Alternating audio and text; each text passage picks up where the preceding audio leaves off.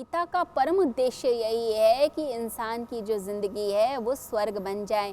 तो भगवान कहते हैं कि तू निष्काम कर्म कर।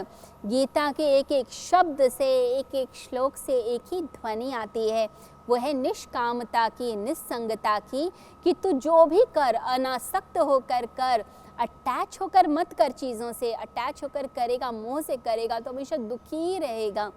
तो अनासक्त होकर, डिटैच होकर कर्म को कर और परमात्मा के चरणों में अर्पित होकर कर, निष्काम कर्म कर। फिर तू देख, तेरी ज़िंदगी स्वर्ग बनेगी। फिर तू किसी भी मत को मान, किसी भी सिद्धांत को मान, कोई फ़र्क नहीं पड़ता है।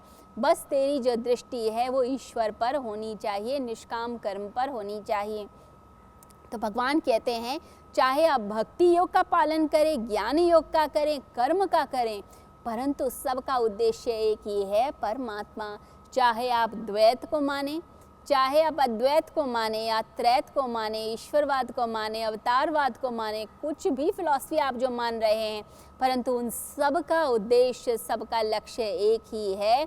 और वो लक्ष्य जो है वह है परमात्मा। परमात्मा के चरणों में अपने आप को अर्पित कर देना। और जब हम अर्पित करके कर्म करते हैं, निष्काम कर्म करते हैं, तो हमारी ज़िंदगी की समस्याओं का हल हो जाता है। तो यहाँ पर जो नैतिक दृष्टि है, व्यवहारिक दृष्टि, इसके बारे में यही कहा जाता है, गीता हमारी ज़िंदगी के लिए है। ये वो गीत है भगवान श्री कृष्ण का, जो गीत जो है हमारी सभी समस्याओं का हल कर देती है, हमारी सभी समस्याओं को दूर कर देती है। इस गीत को आप भी तो गुनगुना के देखिए, गीता को पढ़ के तो देखिए, गीता घर में अवश्य रखिए, गीता का रोज़ पठन पाठन कीजिए, क्योंकि यह वो गीत है जो आपकी सारी मुसीबतों का हल कर देगा, आपको हर तरह के कन्फ्यूजन से दूर कर देगा, आपकी ज़िंदगी में बाहर आ जाएगी, आपकी ज़िंदगी में परिवर्तन आ जाएगा। तो श्री कृष्ण की जो गीता है, ये आपकी ज़िंदगी के अंदर परिवर्तन लेकर आती है। अद्भुत है श्लोक गीता के, अद्भुत हैं उसके एक एक लाइन।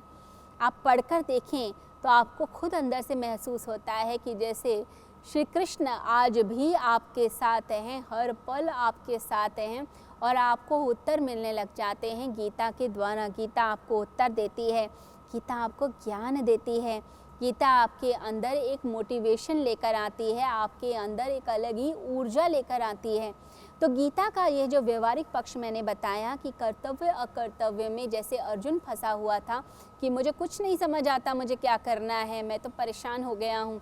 इधर वह अपने घर के मोह से इतना ज़्यादा जुड़ा था, इतना अटैच था कि उसे समझ ही नहीं आ रहा था। युद्ध क्षेत्र है, लड़ना है, अन्याय हुआ है, कितनी साफ बात है, लेकिन इतनी साफ बात पता होने के बाद भी कन्फ्यूजन। ऐसा ही तो हम लोगों के साथ भी होता है, लोग छोटी सी बात में इतना कन्फ्यूजन पैदा कर देते हैं, क्योंकि अटैचमेंट है, वो छोड़ी नहीं जा रही, उसके कारण सत्य को नहीं देखते हैं। सत्य को देखने के लिए जिगरा चाहिए और वो जिगरा उनके पास होता नहीं है, वो दिल, वो साहस उनके पास होता नहीं है। तो लोग घबरा जाते हैं। ऐसी संकट की वेला के अंदर सिर्फ और सिर्फ गीता ही वह औषधि है, गीता ही वो अमृत है जो आपकी समस्याओं को दूर कर सकता है, जो आपकी समस्याओं से आपको निकाल कर आपके अंदर वह शक्ति पैदा करता है जिसे कहते हैं जीने की शक्ति। देखिए, जीने की शक्ति एक बहुत बड़ी चीज़ होती है। दो तरह की ताकतें हमारे अंदर, एक होती है जीने की पावर और एक होती है मरने की पावर। तो जो जीने की ताकत होती है उसे जिजीविषा कहते हैं, और मरने की ताकत भी हमारे पास ही है, यानी हम अपना खुद का डिस्ट्रक्शन कर सकते हैं, अपने आप को मार सकते हैं। अब इन दो ताकतों में से किसी एक ताकत को हमें बढ़ाना है। कुछ लोग क्या करते हैं, हर समय डिप्रेस, हर समय निराश, हर समय दुखी, तो क्या होता है, उनके मरने वाली ताकत बढ़ने लगती है, फिर उनको सुसाइडल टेंडेंसीज होने लगती हैं। ऐसा लगता है मैं मरी जाऊं तो अच्छा है, मेरा होने का क्या फ़ायदा है, इस संसार में तो मुझे जीकर भी क्या करना है। तो ऐसे उनके अंदर थॉट्स आते हैं, क्योंकि मरने की इच्छा प्रबल होने लगती है।